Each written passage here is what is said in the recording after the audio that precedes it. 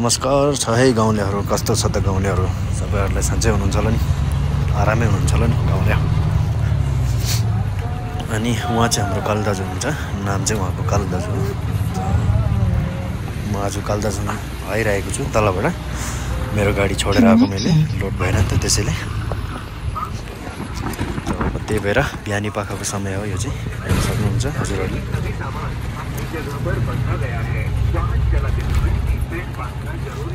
वाहन चलाते समय सीट बेल्ट बन्ना जरुरी। अनि यो चाहिँ अहिले हामी भन्नुले अरुणाचल प्रदेश यो इस्कमिङ हो। यो ठाउँको नाम चाहिँ हो आरथिङ लेबर क्याम्प है। यो ठाउँको नाम हो आरथिङ लेबर क्याम्प। यहाँमा सबैजना ग्रिडमा काम गर्नुहुने नेपाली दाजुभाइहरू बस्नुहुन्छ यो ठाउँमा।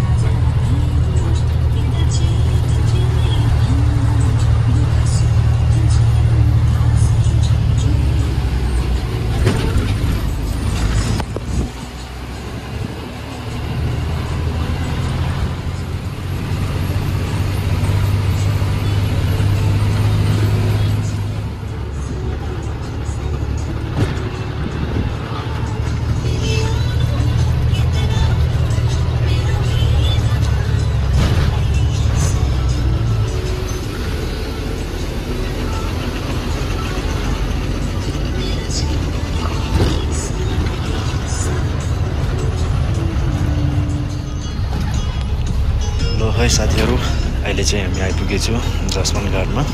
यो ठाउँको नाम हो जसवन्त घाट। यसको लामो कहानी छ। यो ठाउँको नाम हो जसवन्त घाट।